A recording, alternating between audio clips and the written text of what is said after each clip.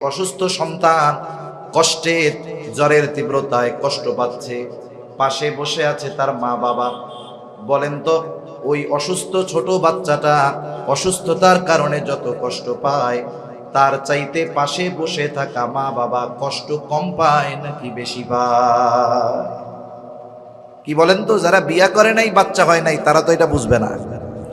যে বিবাহ করেছে, যার বাচ্চা আছে, তাকে জিজ্ঞাসা করবেন, এই মুহূর্তে তার মন চাইবে যে অসুস্থ আমি হয়ে যাই, কিন্তু আমার সন্তানটা সুস্থ হয়ে যাবে। সম্রাট জহিরুদ্দিন বাবর এই উপমহাদেশে, যার মাধ্যমে মোগল সাম্রাজ্যের গোড়পত্তন ঘটেছিল। আসলে আমরা মোগল সম্রাটদের ইতিহাস পড়ি, আমরা ইতিহাস পড়ি কাদের?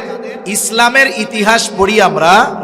তবে লিখেছে কারা এই ইতিহাস? বলে এই ইতিহাস লেখছে হলো অমুসলিম যারা, তারা। আমি একটা উদাহরণ মাঝে মধ্যে দিতাম, যে মাঝে মধ্যে বলি, মনে করেন একজন কট্টর বিএনপি আওয়ামী বিদ্বেষী, ওকে বলা হয়েছে তুমি শেখ মুজিবুর রহমানের জীবনীটা লিখবা।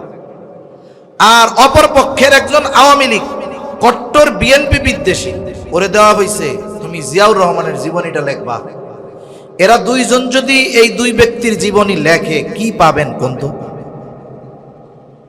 অবস্থা খারাপ হয়ে যাবে না? তাই ইতিহাস হলো মুসলমানদের, লেখছে অমুসলিমেরা। তাহলে বোঝা গেল এই ইতিহাসের মধ্যে বাস্তব ইতিহাস নাই। ইতিহাসের রন্ধ্রে রন্ধ্রে তারা ইসলাম বিদ্বেষিতা ঢুকিয়ে দিয়েছে।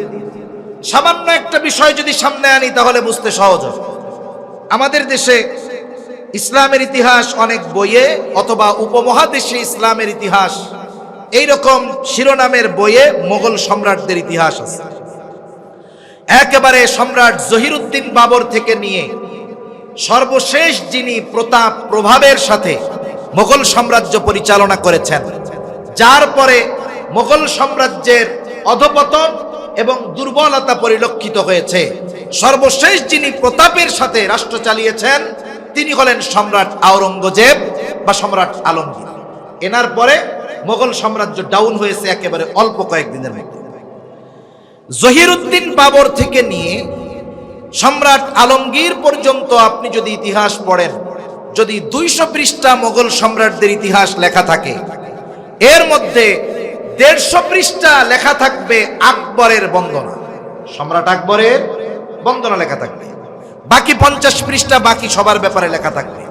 অথচ আপনি যদি ইনসাফের দৃষ্টি দিয়ে সামনে তাকান, ইসলামের দৃষ্টি দিয়ে যদি সামনে তাকান, এই উপমহাদেশে যত মুসলমান শাসক শাসন করেছে, এদের মধ্যে 1-2 এর মধ্যে থাকবে সম্রাট আওরঙ্গজেব বা সম্রাট আলমগীর।